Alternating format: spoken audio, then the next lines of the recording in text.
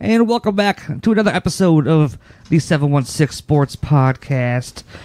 Here we are today. We've got a nice little skeleton crew. We are minus one Jeff Boyd and minus one Bill Kenny. So tonight you got me, Justin, and the one Steve Bermel. Is it Bermel or Bermel? Bermel. Bermel. I wouldn't have corrected you, but it rhymes with thermal underwear. All right. Don't ever forget my underwear, and then you'll be good. And we got... Why are we thinking about your underwear? And we got Mike Babcock. What's up, Mike? Hey, what's up? So we got a great show tonight. We're going to start off with a quick look into the Bandits' loss this weekend. And we have assistant coach Ralph Krueger on, followed by an excellent interview from Brian Duff. Brian Duff. About Rusty Kruger. No. Ralph Krueger, sorry. Yeah. Coach Kruger to Coach Kruger. Yeah, Kruger on Kruger Action tonight. And a great interview. He had some really good stuff to say. It's almost like he should cover hockey for a living or something. Yeah, he's so good at it. I feel like the whole time I sat here for 20 minutes just nodding my head. Yeah. Because he's so good. But, Steve, Bandits lose over the weekend, game one of the championship. They're on the road this week, playing in Calgary. Is that do you have a fear of them playing an elimination game on the road? Not worried about that because they've had their backs up against it before. The first thing that Coach Kilgore told me after the game was this team has played in win or go home twice already this year. And I think that maybe the way things went Saturday, one of the things coming into the game, and Mike, you might remember the first game against Calgary. Calgary is a much different team than they were the first time they played. So is Buffalo.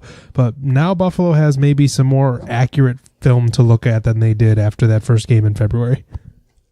But they, having looked at the two games in the playoffs that Calgary played, isn't the same thing as when you play against them. So now that they have film, having played against them Saturday, they should be able to... they're going to have to dissect that defense because they got shut down. Don't want to dwell on it. We always seem to have much longer conversations after a win, but certainly not worried, Justin, about the way they go out to Calgary. They've been good on the road this year.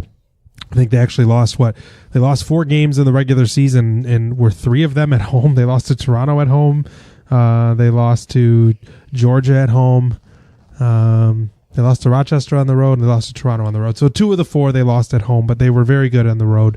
And I think that point is, with their backs against the wall and having a little more tape on Calgary, I'm not worried about them going out there and getting blown out. It seems that all the talks we've had with these players throughout the year, they seem to be a very tight-knit group. They will go to bat for each other at a moment's notice. Yeah, they understand as a unit what it's going to take to win, and actually Coach Kruger kind of alludes to that, how he trusts them as a group. This team is not used to losing. It just hasn't been part of their season. But when they lost, they turned around. They lost that game in overtime to Toronto, and that locker room after the game, they were devastated because it was a big game in the standings. So what did they do? They haven't lost since that game. That game was in March, and they haven't lost since. Also, a big thing to April 5th. Sorry. Also, a big thing to think about too is the fact that they have not lost back-to-back games all season. Yeah, and that's important as well. They went into Rochester on a Saturday and got absolutely walloped. Like, it was 17-12 the final, but they were getting blown out. They got whomped. They get on a bus. They didn't even have sleeper buses because there were so many people on the trip from Rochester to New England. They get the buses that only hold 20 people, but you can sleep. They had so many people on the trip because Rochester was a part of it as well. They did not have a sleeper bus, so they drove 6 hours overnight to New England. They rolled into New England on Sunday afternoon, so they get done losing in Rochester at 11 p.m., get to Uncasville, Connecticut at 5 a.m., sleep for a couple of hours, take the floor at 5 p.m. against New England, dismantled them. Absolutely. It was like 18-6 or something. That's not the right score. So you're right, Mike. They've shown they can bounce back. So real quick, and then we'll get to the interview with Coach Rusty. You were there Saturday. Between the benches. Nope. What happened to that? Not even that. I was mobile. Oh, so number 1, how was your view? Number 2, what would you correct? Oh, okay. So number 1, how was my view? So because there were 2 broadcasters between the bench already for the TV side, WGR, Tom Maddie, shout out to him, he's with KB, but with Entercom, set me up with a mobile unit. I was able to walk anywhere in the arena I wanted. I had my own little private Wi-Fi box in my pocket, and as long as I had Wi-Fi, I was connected to the board upstairs. So I was between the benches without being between the benches. So I went down aisles in the 100 level. I was up on the club level. I did not go up to suites, but I could have. I could have walked the catwalks or done the Zamboni entrance. But most of the time, what I tried to do is if coming out of a break, Calgary was getting possession, I went behind Matt Vince. If Buffalo was going on a power play, I went behind the Calgary net to try to have a good perspective for the goals. It was fucking awesome. It was really, really, really cool. So your Fitbit got some work. I was sweating my ass off. I was like, I'm walking around the arena. I'm like, are you hot? And everyone's like, no, it's cold in here. I'm like, oh my God, I'm dying. But it was a really cool experience. And as far as corrections, the ball's got to move. Duffer will actually allude to it in our interview a little bit because he was there as well. Calgary refused to give up anything inside to Buffalo. When Buffalo did get inside, they found a lot of success.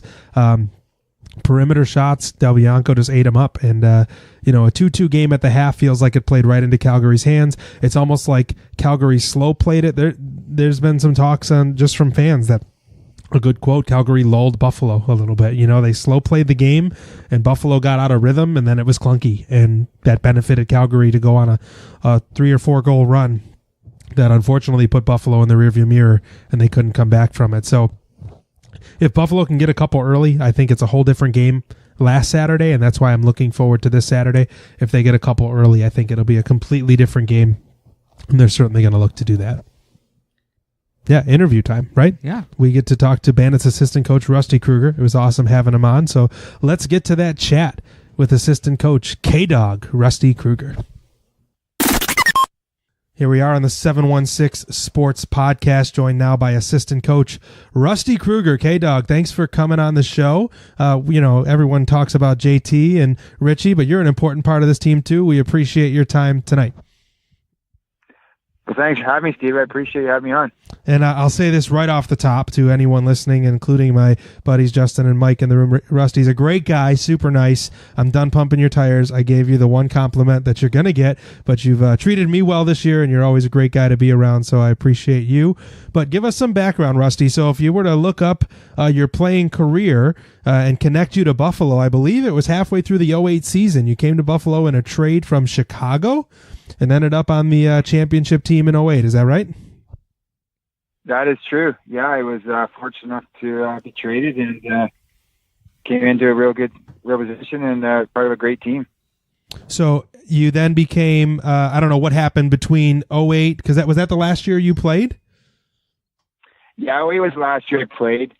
I retired and I took a year off, was coaching back home, coaching my kids and stuff.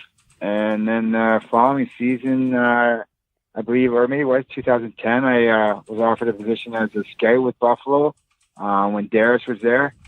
And I accepted that position, and that's kind of how I hopped on board with the coaching staff and stuff. Yeah, I was going to ask if it was a position that you acquired when Darius was the GM, or if it was when Troy took over, if you were part of that regime. So it speaks well to your job, the job you did scouting, because you now with 3 coaching changes, you stayed on the staff, so you must be a really good scout. But this year, the big coaching news that came out is that John Tavares and Rich Kilgore get promoted to the head coaching positions. But it was mentioned in the underline that you get promoted from being the Eastern scout to the assistant coach. How did that come about? Did the team approach you? Did you approach the team? Was this something you were working towards? Obviously, I would like to be striving to be a coach in this league. But you got to start somewhere. It was offered to me this season by Scott and Chugger. They contacted me and asked me if I would be interested in the position, and I was really excited and jumped at the opportunity. So I'm real fortunate to learn under 2 great coaches, and JT and Rich, and even the past coaches that have been here, and Darius and Troy. I was fortunate to learn from all of them. So again, I'm really excited to be in the position I am today. And we know that John generally handles the offense. Rich normally handles the defense. What's your role? I feel like lines are blurred because when we watch shoot around, Kaz is running a lot of the drills and stuff that's going on with shoot around. I always see you with the clipboard, usually talking to JT. Maybe I'm remiss in saying that, but what's your role as the assistant coach? You kind of go between offense and defense. You help one more than the other, or do you consider yourself the well-balanced jack of all trades? Like Richie and JT, they'll ask for input. I'm kind of another set of eyes there on the bench. If I see some stuff happening throughout the game, I'll bring it to their attention. Obviously, they might not see everything, so they probably see a lot of things that I see, but I'll bring things to their attention if I think we need to maybe try something new or make adjustments. Just offer input, suggestions or on what I think's going on or where we can make adjustments. I guess having another set of eyes there helps out. And, I wouldn't say I'm more of an offensive defensive guy, just kind of, I'm another set of eyes there. Well, and this is a good way to transition as being a set of eyes. What did you see on Saturday? I thought at halftime, the game comes in at 2-2. It felt like for the most part, the guys played a perfect game, or pretty mistake-free. They didn't get burned. Dutch scores on an outside shot. It looked like maybe an illegal pick set that up, and we won't even ask you to talk about the officials, but holy shit, we'll just leave it at that. And they get one on the board, but overall, the first half, even the boys coming off the floor, they seemed pretty upbeat because it seems like they were able to stick to what was working. First half seemed pretty well mistake-free. Yeah, I thought we played a pretty good first half. Obviously, playoff game. We hadn't seen them in a while. You're kind of feeling each other out. But, I thought both teams traded chances. We had some real good looks.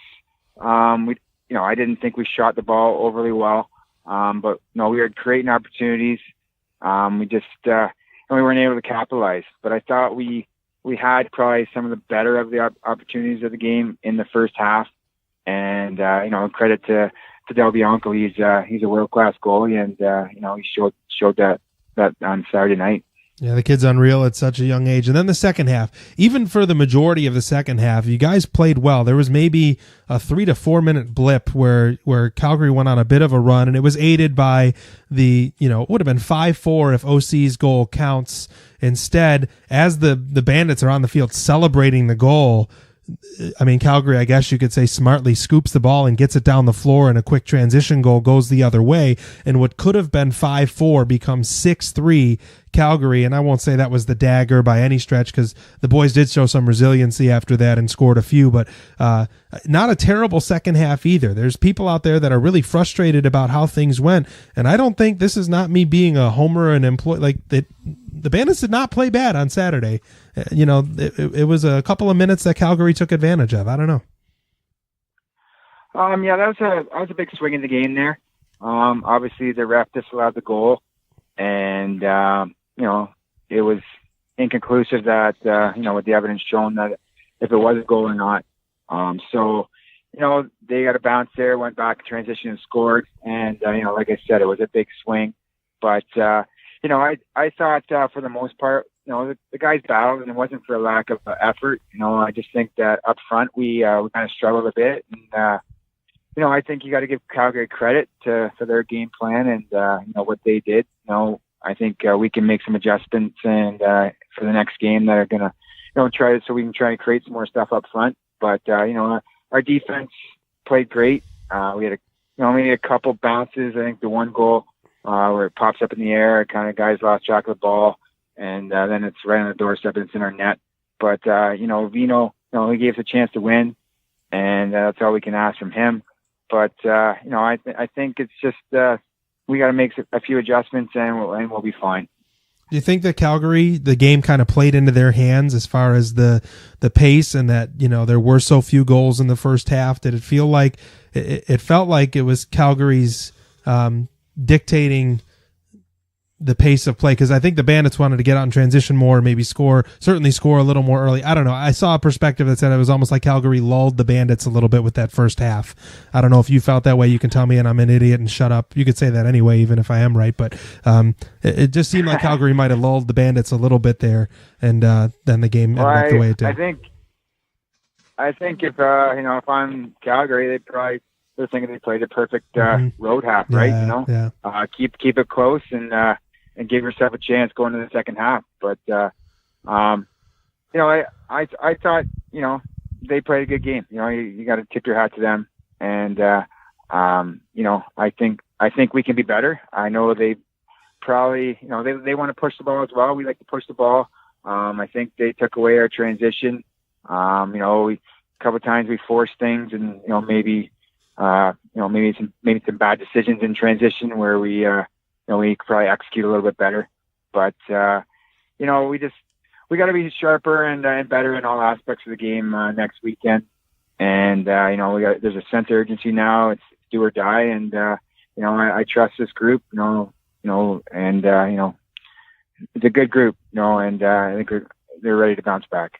So after the loss in Toronto, that overtime loss, I didn't ask this question after the game because I could tell. I mean, the boys were upset, and understandably so. And they're not accustomed to losing at all this year. They hate losing, which is a great attribute. But the week after, I asked a couple of the players and coaches if the loss might have been able to be twisted into a good thing because it forced a recalibration. It forced like a reset in the mentality of like, okay, we didn't, it's not going to come easy. And can that happen here as well with it being a series? Okay, of course you guys didn't want to lose by any stretch of the imagination, but you mentioned it's a desperate group now. There's a sense of urgency. Can that loss affect the way that they play in game 2? You know what? I think when you're back, anytime you're back against the wall, you're going to come out fighting, right? And that's what this group's going to do. There's a lot of character in there, and really, possibly you could say, the pressure's on Calgary, right? They're going to want to close it out. Do they want to come back to Buffalo? I'm not sure. But I know that the guys are going to be ready, and they look at this as a challenge, another opportunity. And I know these guys are going to want to force that game 3 back in Buffalo. And I just, the character of this group, and they've been so resilient all year, and they've handled adversity well, and like I said, there's a sense of urgency, and I think the guys are going to respond. So face off for game 2, Bandits at Roughnecks, set for 9 p.m. Eastern time. That game is available on BR Live as well as on WGR Sports Radio 550. Rusty, thanks for your time tonight. Appreciate you coming on to tell us a little more about yourself as well as the series with Calgary. I will see you on Friday at some point or Saturday. I'm heading out, not with you guys, but I'm heading out there for sure. So I'll catch you this weekend. Awesome, Steve. I appreciate having me on. Thanks, K-Dog. Some great insight from Rusty, and it's almost as if his name gets lost in the shuffle when the news is that John Tavares and Rich Kilgore, two of the biggest names in Bandits history, are the 2 head coaches. It's almost lost in the shuffle that he gets promoted from scout to coach. And I watch him. If I had a way to describe him, I gave him his one compliment before the interview, but he's pretty cerebral. Like, he's always a thinker, and you see his gears turning in a good way. And it's interesting to watch him and John Tavares stand and look at a clipboard together, because you have maybe the greatest offensive mind in lacrosse with his assistant, and I've seen them talk about, well, it's the same play. No, it's not. We're going to do this instead, right? Like, they're not arguing. It's just they're pointing out how to execute maybe the same play. So it's awesome to work with him. He's a really great guy. I say that with the most sincere heart that, we could say every guy that comes on. It's awesome. Rusty's a really nice guy. Treats me well, treats the media well, treats the team well. So it was great having him on. So, Justin, why don't you set up the next guy we're going to chat with tonight? So we go from Ron Krueger, Bandits Krueger, Rusty Krueger, into the Sabres recently hired Ralph Krueger, and we had to find someone to talk about this hiring. And it's funny because last week I spent half the podcast saying how I did not want the Sabres to hire Ralph Krueger. That chart was phenomenal, by the way. Whoever produced that chart for us, the chart of who we wanted to be the next coach. Oh, that was phenomenal. Coffee Chris was up there. Matt Vince was up there. Phenomenal. Sorry. But so, in my defense, I was looking at I've been really busy lately, and I haven't really had time to do proper research on the guy, and it sounded pretty far-fetched. It didn't seem like it was going to happen at all. So I just kind of went to Wikipedia and looked through there, and it has his coaching history and his finishes and international and all that. And they were very, 8, 9, 10, 11, 8, 9. Yeah, from the outset, they didn't look very good. But that Wikipedia page did not say it was Team Switzerland. he was coaching. Our group chat was trying to figure out any players that would have played for that team. I think Jonas Hiller came up, and that might have been it. Yeah, I think so. But as after now the hiring, I've been forced to do my research, and I've been searching out YouTube videos and clips like Ryan Whitney. Now I'm pumped about the guy, and we got Duff to come on the show, and now I'm more pumped about the guy. If you're the fan that thinks, "Oh my goodness, we hired a soccer guy," listen to this interview with Brian Duff. Phenomenal stuff here. I'm just gonna stop here and plug it right in.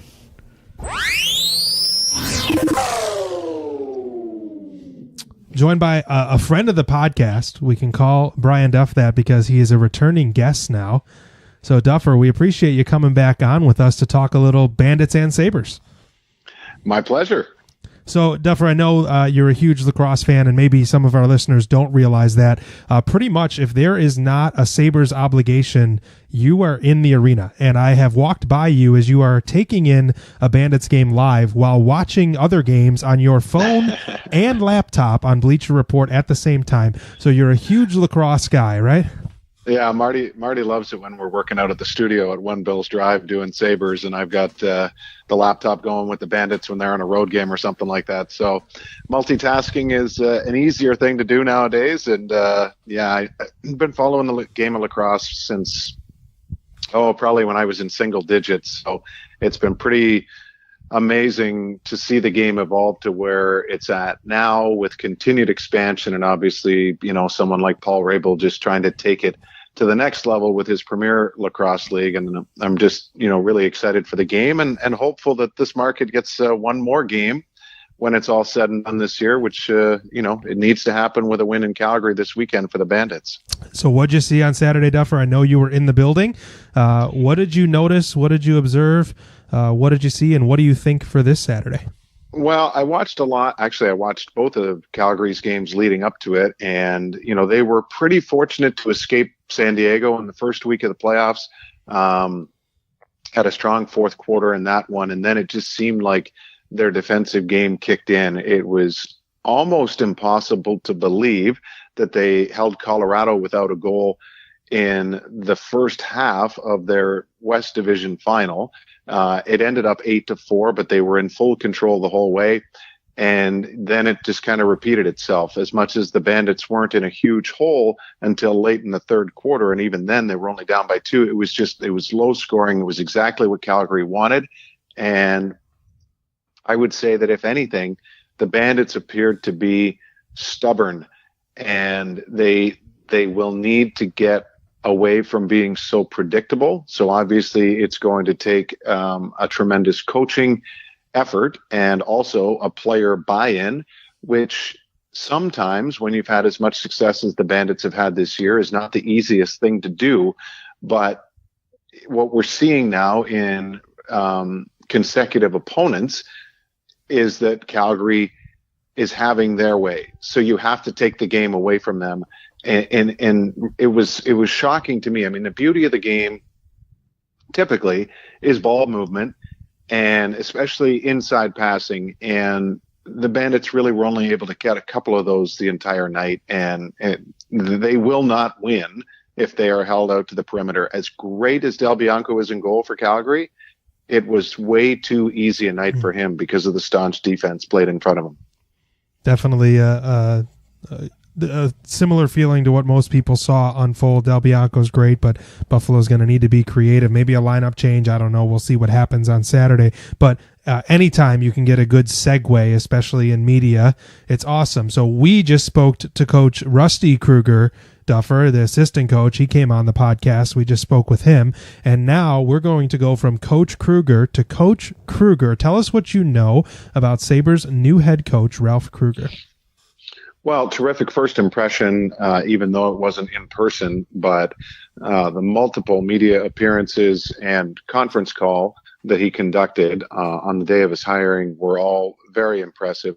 there's no question that when you're a good communicator and on top of it, a good person, you tend to endear yourself to those that cover the game. So there's no question that Ralph has that side of the game covered. He has been an absolute joy for people, around and involved in the sport to get to know him.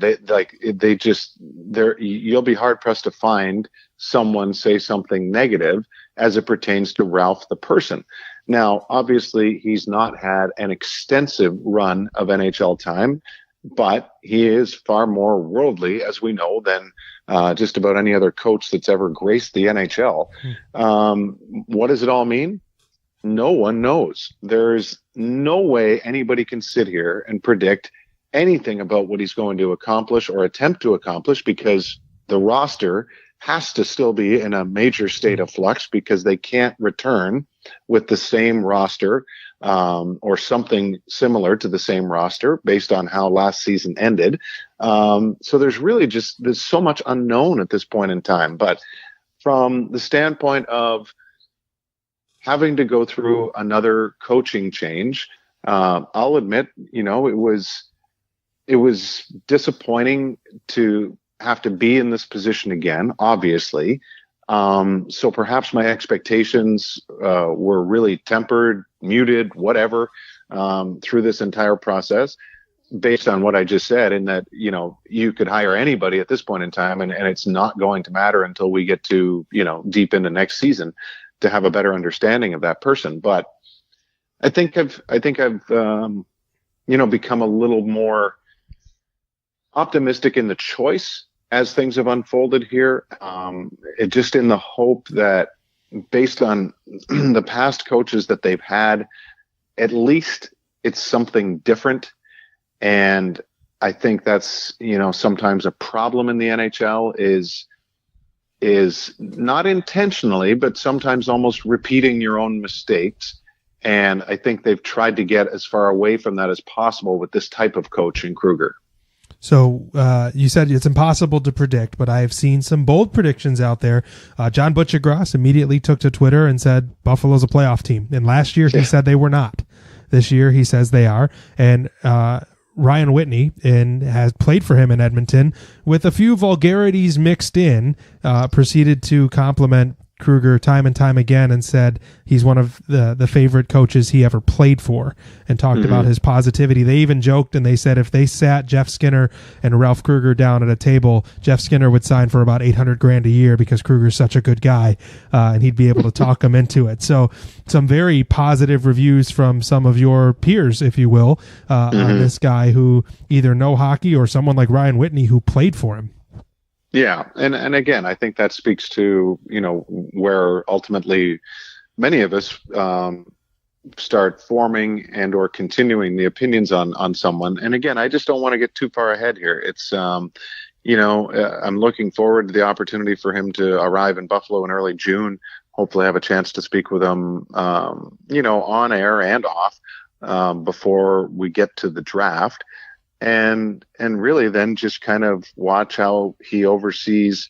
Yeah, I presume that he won't be as hands-on with development camp, because that's usually Chris Taylor and the Amherst coaches that deal with that. But just his presence and what his takeaways from that will be. But obviously, by the time that rolls around, we're going to be into the free agency period, and that's when you go through the draft and you get into the courting period of free agency, and then free agency itself. You're talking about a 2-week window where everything could and maybe should change for Buffalo, as far as if they're going to make significant roster moves in the form of deals. Then one presumes that it might happen then, because you get ahead of it by doing it at the draft, and then it gives you a clearer indication of what you're actually pursuing in free agency. It's again, I think we've just been down this road so often. I'm certainly not going to sit here and suggest that he's going to be able to turn things around, without knowing how the existing, returnees are going to adapt to him. But also, I just really want to see what this roster ultimately looks like. Now, one of the biggest immediate reactions to this hiring from the more casual fan was, "Oh my goodness, the Sabres just hired a soccer guy who hasn't been in the league for years." What would a smart hockey person as yourself talk that person off a ledge? Well, I mean, I have a tough time with. You know what? It's funny you bring it up that way, and I know it's been brought up that way an awful lot. And I guess the hard part is when, I mean, you guys live and breathe sports as I do. So maybe sometimes it's hard to just step back and recognize that a large percentage of this world does not live and breathe sports. So if they were to simply look at a news story, that they might go, soccer for X number of years and then hockey. That seems odd. I will say this. I thought the league's broadcast partner, NBC, did a pretty poor job on whatever game was airing that night, when in the intermission report, they put out the little blurb of the Sabres hiring. And I felt like it was dripping with a little bit of the tone that you're talking about here, that look at them, they've taken a soccer guy as the head coach for hockey. And I thought, well, that's, I understand obviously how the broadcast business works and whether they had originally planned on having more time to potentially tell the story in greater detail, because, Liam McHugh was essentially reading it over a board to break. But it still came across to me as just like some throw in and a potential, kind of a rolling of the eyebrows towards the Sabres. That was just me. That's how I reacted, to their delivery of it.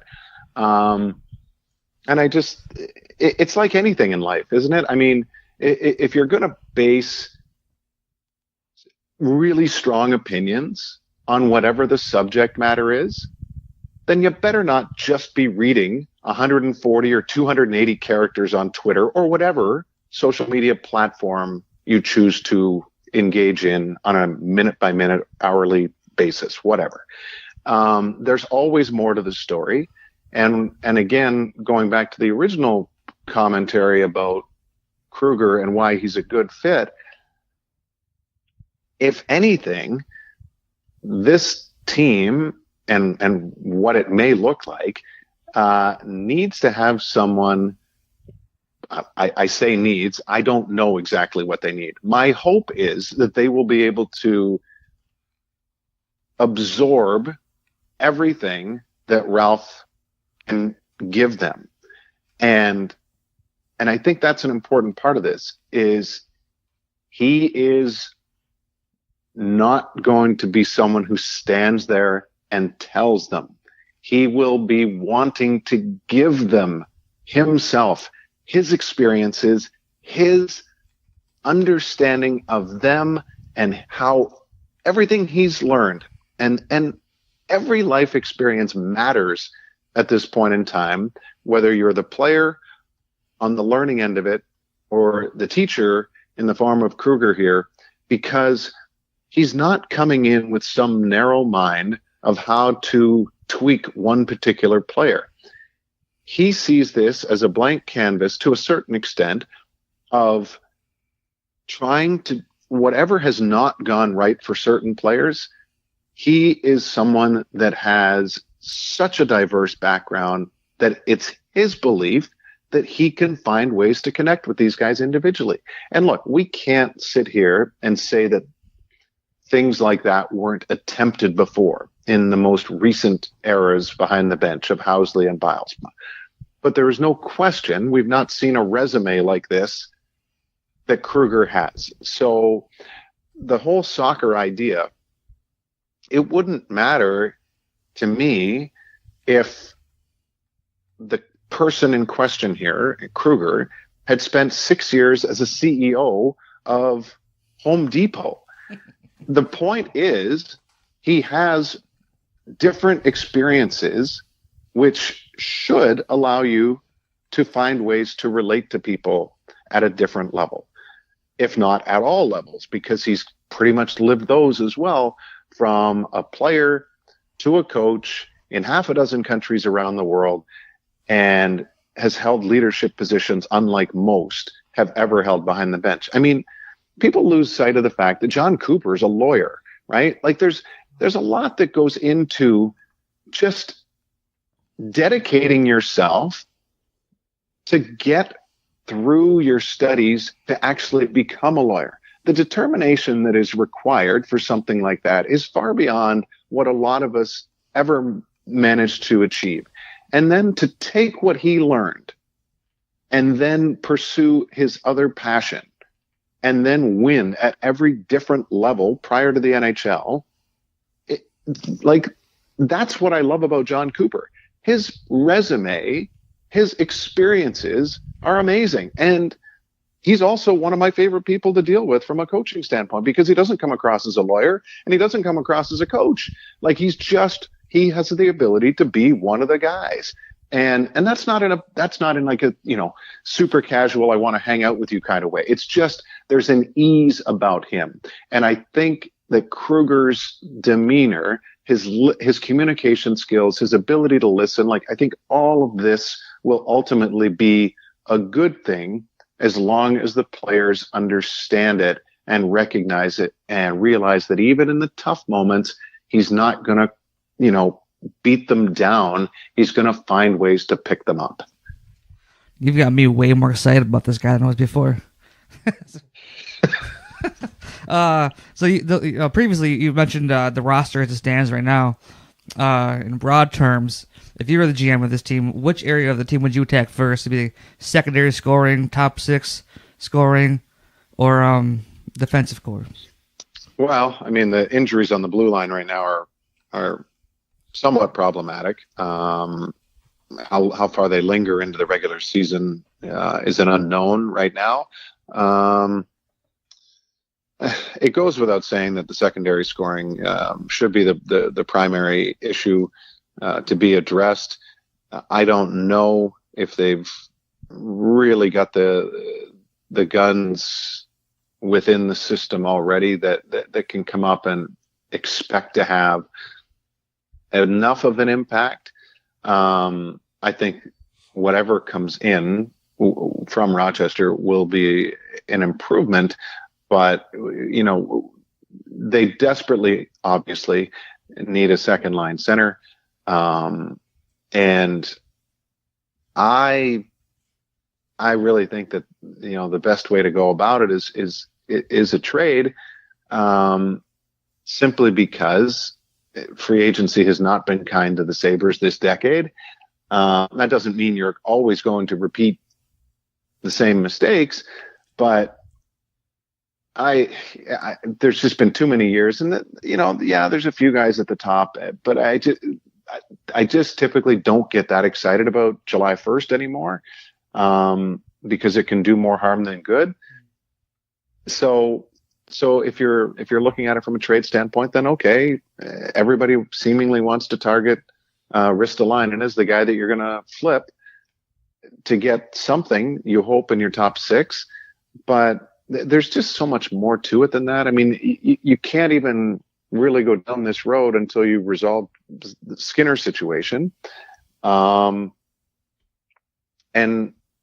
then obviously, if you don't keep Skinner, then your approach is perhaps, if not certainly, wildly different, because then you would think that some of the money, most of the money, it could go towards, let's say, a Matt Duchene. Again, I'm not a huge fan of emptying the vault on July 1st, but if you were left without Skinner, then it would be a significant hole. Now, that being said, there are so many ways to go about this, and if it's more of we'll pick our spots with two or three different players to provide greater balance, then that's certainly Bottrell's prerogative.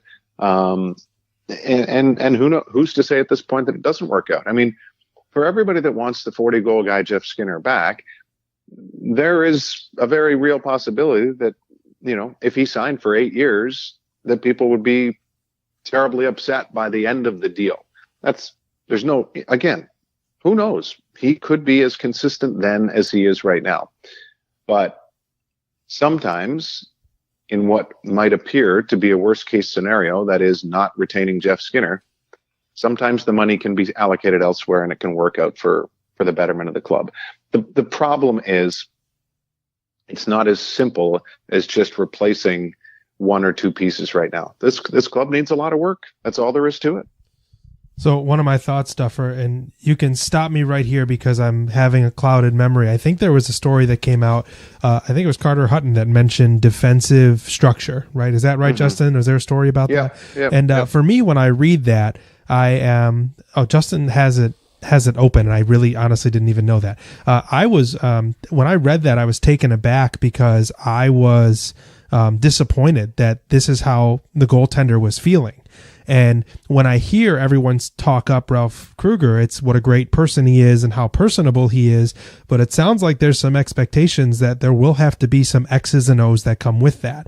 I've heard a lot of people say that Ralph likes to delegate X's and O's to other folks because he may admit that that's not his strongest suit. And I'm putting words in people's mouths left and right here, but it's, a gathering of information over these past few weeks. But I'm not asking you to talk about the previous regime because that's water under the bridge and we can let that go. But when I read that Carter Hutton had concerns that there was a lack of defensive structure, I was like, what? Like, how can that happen? How can that be? How is that possible? So I guess going forward, how do you solve that? Is Ralph Krueger the guy that's going to solve that? Is it going to be an assistant coaching staff that solves that?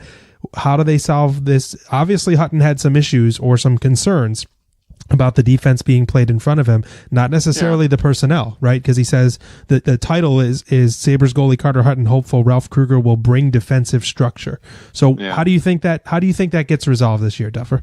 Well, it's everyone, and it's Krueger, and it's the staff, and it's the players, and it's the goaltending. And you can run out of fingers real quick, pointing blame in multiple directions for the last 50 games of the year. And if at some point the goaltender in this story doesn't point one of his fingers at himself, then he's missing a point of contention as to why this team didn't continue on the path they were on. Collectively, they all let one another down. And it's that simple. You know what? Yeah, they could have been a lot better defensively. For whatever reason, the coaching didn't seem to be able to create a different look as the season started to unravel. You did not see anybody's statistics improving in the second half. I just think that this club got caught in such a downward spiral, and there's no explanation for it. I mean, again, it's everyone's fault that they ended up here. That's why it's never as easy to just think that by removing a coach again, that it's going to fix everything that happened in the last 4 months of the year. So, look, every team has some kind of defensive structure that they believe in. It's pretty obvious under Phil Housley that they were playing a style in their own zone that is not employed by very many teams. But it also was we'll bite our tongue on that one, Duffer. We're just it allowed them to win 10 games in a row. Sure. And also during that stretch, Phil was pushing all the right buttons.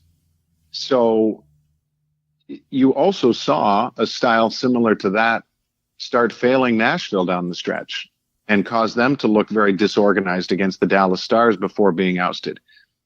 It's not that it can't work. It's who's trying to make it work and what are they doing to hold up their end of the bargain. That's the players. So show me a system. You need to show me guys that are willing to buy into it. And it's not as easy to just sit back and say, we need to do this and everything's going to be better. Like, there's just so much more to it. And look, Carter's a pretty open guy. I have no issues with him whatsoever. But he was not the same goaltender when they were winning the 1-goal games every single time in November. There were too many nights as the season, went on that you could say one goal made all the difference. Actually, that didn't become the story. I mean, in the end, they were not losing 1-goal games. Every game was a 2 or a 3 or sometimes a 4-goal loss. So, and that's not really the way the game is typically. So when you're losing by more than one, you have a lot of issues. Defensive structure, lack of offense, goaltending typically would be the 3. So,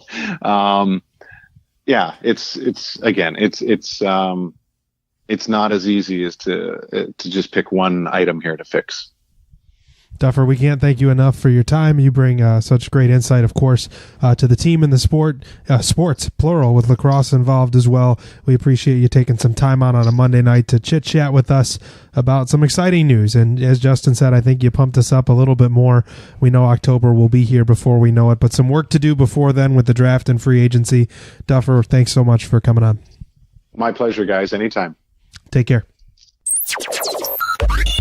Man, Brian Duff, right? It's just amazing to hear someone who has certainly different insight than we do. As much as we live, breathe, and talk about this stuff, he's in it, right? He's involved, vested. He makes a living doing this, and to hear him, for lack of better terms, kind of rave about Ralph Krueger. But also, what I like about Duffer is he didn't pull punches in talking about the roster, right? He said that he thinks that there may be a flux in the roster and that maybe there should be. So it could be kind of fun to think about how this team will look come July 1st or July 2nd after the draft and after free agency. You can't say with this roster that they can go into next season the same when you go from being the top team in the NHL, 30 or so games in, to being, third from the bottom? You can't say that this team can stay the same and just the coach is going to make a huge difference in it. I don't think this roster is terrible. Mm-hmm. Now, don't get me wrong. I don't think it's great. I don't think it's good. I don't think it's awful. Does Kruger get more out of someone like Okposo? I think so. I think he gets more out of someone. I think he gets more out of someone like Jack and Sam. I think the Ryan Whitney thing, we could talk about that. Ryan Whitney played for him, loved him, and he talked about how he's huge on body language. Okay? And Ryan Whitney, he said that he looks back at it now he's retired, how that's a big deal. And someone like Jack, who on TV, his body language doesn't always look great. That could be a big difference for a team captain, because that affects the rest of the team. And no matter what you say, that's the pulse of the team. Everyone looks at him as... sorry, go ahead. No, I want to protect our sweet boy, because... No, I know. But the body language, when I see him on the ice, like there was a game when they were losing like 4-0, and he scored a goal. Yeah. When I see his face, I don't look at it as bad body language. I look at it as competitive fire. And maybe I'm totally biased. Yeah, you're right. He's competitive. He's like, that fucking goal doesn't mean anything. We need 3 more. Not, this sucks. I don't want to be here. I do it. No, I don't know. I don't. It's not all, and I don't mean it that way. It's not all the time. It's you can tell there are times when it's not a lot, but there are times when he's not exuding the best body language. It's when they're down. He's obviously pissed off, but as a captain, you want to be more. I don't know. It's such a fucking touchy area. I think it's gonna help Jack. I think get more out of players like Jack. But the roster, I don't think it's a terrible roster. I think there's pieces to work with. I don't think the roster was maximized under Housley. I think there's a lot to be desired with just the line combinations. Just constantly putting Sam Reinhart with Jack Eichel all the time. Palmer was playing great with Eichel and Reinhart, or Eichel and Skinner. And then for some reason, one game didn't even play poorly. Housley just took him off that line, and there was all production from one player. Almost anybody you put in that position was succeeding, it seemed like. Mm-hmm. I mean, but that's what you're going to get when you have somebody along Eichel and Skinner. They're going to be raised up to their level.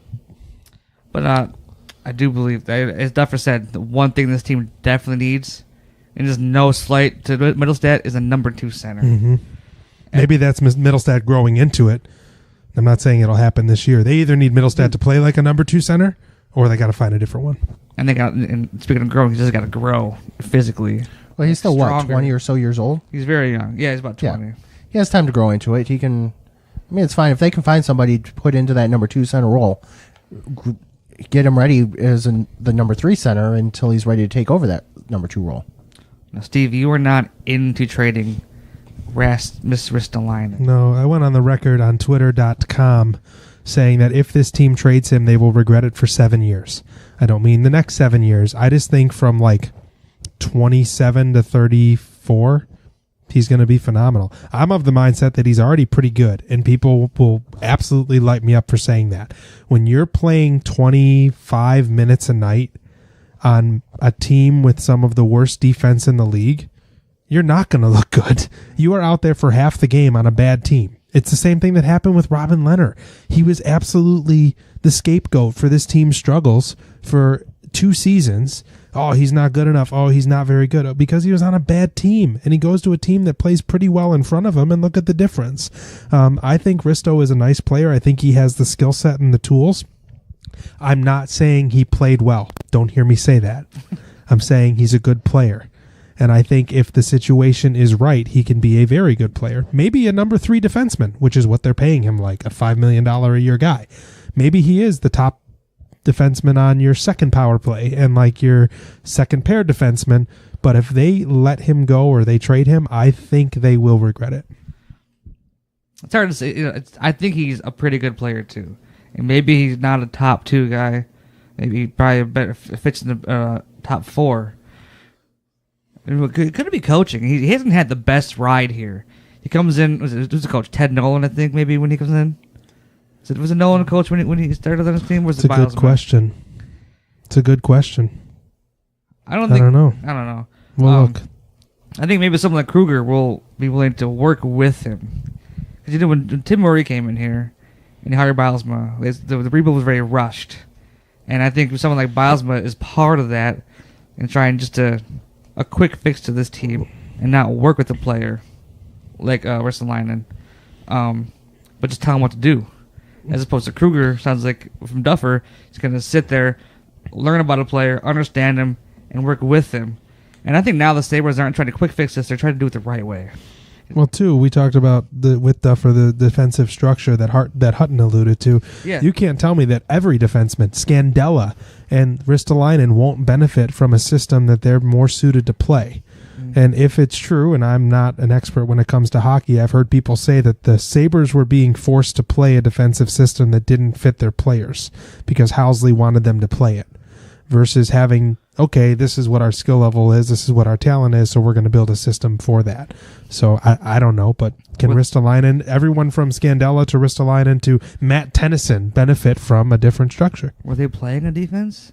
Was there a structure? I mean, that's very concerning too, because when you bring Housley in, what was his quote unquote pedigree? What was his, what was talked about? So his pedigree was coaching a all-star defensive corps in Nashville. I'm not 100% sure here, but it would appear that in Rasmus Ristolainen's rookie season, his head coach was Lindy Ruff. Oh, wow. He's been 2013 draft. He was drafted. Wow. You know what? When was Ruff fired? Was it 2013? Because I'm looking now. It might have been. It was Ralston. It was Ralston to Nolan. So Lindy Ruff worked for the Sabres until 2013, and Ristolainen was drafted summer of 13.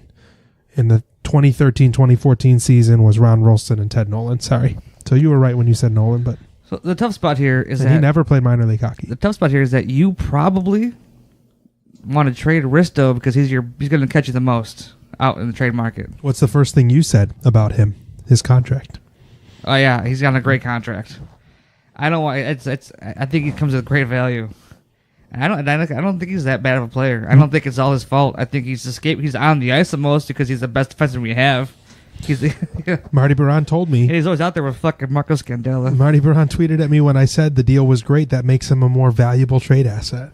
Because his deal is so cap friendly, you can get more for him, which I guess is true. But I look at it and say, you are letting a very good, strong, young, right-handed, puck-moving defenseman go. Because why? You really think you're going to get better? I don't know. Well, you know the saying, you got to spend money to make money. Maybe you got to trade a good player to get some better players. I don't know. But do you get better players?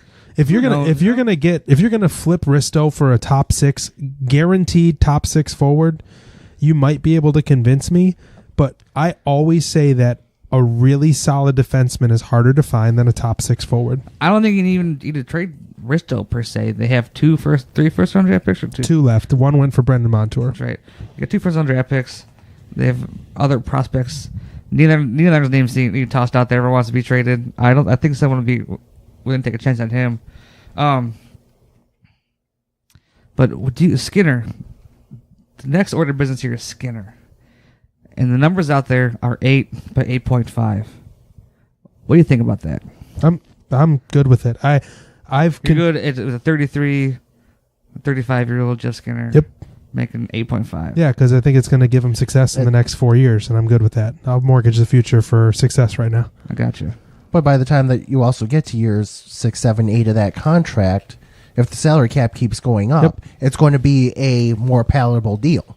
That's what people don't take into consideration, that this cap goes up and up and up. Yeah, and you can finagle it, right? Because it'd be 8.5 AAV, which is what counts against the cap. But when he gets to year 8, that's not what he's making, right? You can finagle that, right? That was top heavy. Yeah, you can finagle it a little bit, and it was top heavy and salary. I've said this so many times. Jack Eichel makes every player that plays on his wing better. Jeff Skinner is one of the few players that I've seen play with him that makes him better because he finishes those passes that Eichel sets up. Yep. He's in a spot where Eichel wants him to be. Evander Kane was another one. Evander Kane could play with Jack and make him better. Evander Kane got Jack numbers because he scored when Jack gave him the puck. Jeff Skinner gives Jack numbers because he scores when he gives him the puck. Could you imagine a Eichel, Kane, Skinner line? No. No, it's also a $27 million line, right? Yeah, I know it's a little ridiculous, but I mean, that'd be wasting a lot of salary, and that would be the level of Chicago, but yeah, Eichel, Skinner, I mean, that would be putting 3 together, but anybody you put in that position with them is going to succeed. Pominville succeeded. Reinhart succeeded. I mean, you could probably put Okposo there. You could probably put anybody there, and it would lift their game. That in itself is part of the value that Skinner brings to the team. Not just the fact that he's a 40-goal scorer, but the fact that you put anybody there with him and Jack, and it's going to raise their game. And I'm perfectly fine with that third person being Pominville or Vanek because, there's already the talks of how much Vanek liked playing for Kruger if you bring him in for $2 million, whatever. But, you look at Jason Pominville. Why did he have success with that line? Because he could park his ass on the blue paint and someone would find him and he could either tap in the rebound or bury it back door. I mean, Justin, we went to that game in Ottawa when Pominville was in the midst of the hot streak, and we went to his 1,000th game, right? But Pominville had a pretty easy job, just kind of skate to the back door and tap-a-roo into the net. And I'm not blaming him. There's people that can't do that. There have been people who have played with Jack and can't do that. Pominville can, and that's why I'm okay with having. It doesn't have to be a guy like Evander Kane as the third man in, as you were alluding to. That's what I just want the Sabres to get a winger that can play with Jack, because I don't want Sam Reinhart on that wing all the time anymore. Is it Victor Olofsson for you? Because they look good at the end of the year. Technically, a left winger, though, so is Jeff Skinner. Yeah, but that wasn't necessarily an issue last year. Did Skinner, Eichel, and Olofsson play together last year? I don't recall. I don't remember either way. The end of the year, they really kind of took Skinner off Jack's line. I'm almost positive Olofsson played center in Rochester. No, I'm lying. Shut up, Steve. Never mind. Steve. I went to 2 games and... So we've seen that Reinhart could excel away from Jack. The Sabres kind of lack a second line. I think Reinhart should be able to drive his own line. And there's a time Reinhart came up through the ranks as a center. Should he be a center? No. Should I try that again? Nope. I'm not saying they shouldn't I'm asking the question. No. He could do it as a winger. I think he flourishes as a winger. Yeah, I think you're right. Phil Kessel is TSN's top trade bait target. Is that a guy you'd be interested in seeing Bottle bring in? And do you think it's a guy that he considers because he was in Pittsburgh, he's seen all the inside stuff, he knows the kind of guy he is? Do you think it's a possibility? And it's hard to even talk about this. Like Duffer said, you can't. It's hard to put a finger on what they should do and can do until Skinner's resolved. What's the cost for Kessel? Because how much of this is Pittsburgh looking to dump some salary? The Sabres benefited from the Connor Sheary trade because they did not give up much for him because the Pens needed to cut a little bit of salary, and Sheary was making $3.1 million or something, and the Sabres traded a third. And I think Sherry's a nice player, so they benefited from Pittsburgh needing to cut some salary. Is this them trading Phil Kessel because they need to dump salary, or is this Pittsburgh saying we're not dumping him? Because he's really good. And he is still really good. He plays third line for Pittsburgh, but top power play and just cashes in on the power play all the time. What's the cost for someone like Phil Kessel? Because of course you want a player like him on your team if it costs you a third round pick and a prospect. Give you that all day. But what's it going to? I don't think that's anywhere close to what Pittsburgh's looking for. If it's one of the firsts, I'll do it. I'll mortgage that quota future for a mid-round first round pick for a guy that we know can play in the NHL, and he can play in Eichel's wing with Skinner. He could skate pretty quickly. He could hang with Jack, and two guys on his wing that can just rip the puck, along with Jack would grip it as well. That'd be something fun to watch while giving Reinhart the opportunity to drive his own line. I think it'd be a smart trade to pursue. And I can see Botterill in that conversation. Oh, he's got to be in the conversation already. I mean, he's got to know. I doubt much happens without Pittsburgh. When is the draft again? June 21st. So at what point, if Skinner is not signed by then, he wants to test the market to see what else he can get from who and weighs options against the Sabres. But at what point, as the Sabres GM, do you say, okay, I got to make a choice to move forward with this team? Fucking nailed it. It's the 21st. Sorry. Did you hear my question, or are you fucking reading yourself up? No, I'm listening. I am. Did you hear my question then? Yeah, but it's for me, it depends on the week leading up to July 1st, because that's when the legal tampering begins. If I am Jeff Skinner's agent, all week long? You're allowed to start talking to upcoming UFAs 1 week prior to July 1st. So if I'm Jeff Skinner's agent, you are not signing shite until you get to that week, because I of course I want the Sabres to sign him yesterday. And if it's 8 by 8.5, fine. That is the Sabres bargaining chip. They are the only team in the NHL that can trade it, that can sign him for 8 years. So if this dude's looking for the longevity, that's what the Sabres bargaining chip is. That being said, if I'm his agent, he's not signing anywhere until he goes to the market and can see what other teams would be willing to pay him. If Esa Lindell gets $6 million a year or whatever he just got, and he scored 11 goals this year or something, if Mark Stone fetches what he did, not 9.5 did Mark Stone get in Vegas? I mean, there might be a team out there that says that Jeff Skinner will pay you 9. That's probably what he's looking for, is around 9 for one of those 9.5 at 7 years. If you're him and his agent, why wouldn't you wait? Yeah, why would? Yeah, but if you're the Sabres, you're like, we got to get this done before that period. So I'm saying, if you're a bottle, at what point do you say, okay, enough of this? We have to move forward, make decisions, but. Because so much of, like we said, so much of what is going to happen predicates on him. So at what point do you just say, screw it, we have to move forward? Him and Skinner and the draft are the two big things that they need to have figured out before they can move forward. Well, I think it's July 2nd. You will know before July 1st if he's going somewhere else or not. I'm saying there's so many trades at the deadline. It's draft. Yeah. You're going to have opportunities before at that draft to make big trades that you kind of want to wait for that domino to fall, but you maybe can't. Well, we've continued to talk about, though, they can, because they did lose a lot of salary. They opened up a lot of salary with Molson and Pominville. Yeah, I forget. So that's $9 million, right? Am I wrong? It's 5.5 and 4? I think it's around 10. Yeah, so there's your Skinner money right there. I mean, that is your Skinner money, and the cap is estimated to go up $3 million.